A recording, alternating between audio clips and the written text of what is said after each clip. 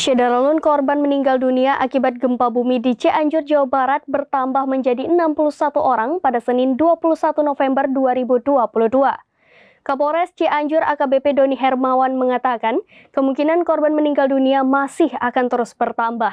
Berikut informasi untuk Anda. Allahu Akbar, Allahu Akbar. Hancur. Bangunan hancur tuh ya Allah.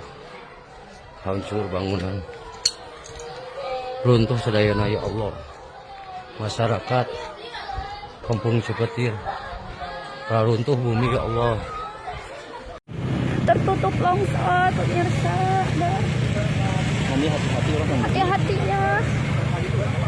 Hati-hati. Ya sebenarnya. Alternatif Cianjur Cipanas tertutup longsor akibat gempa barusan.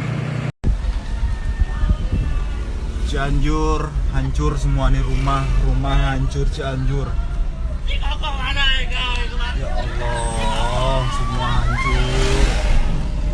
Kalau kita putar balik, ini sampling Cianjur, putar balik cari jalan alternatif karena di jalan utama sudah tertutup longsor. Jadi kita putar, mau nggak mau kita putar balik. Longsornya pun nggak jauh dari mata pandangan kita sendiri.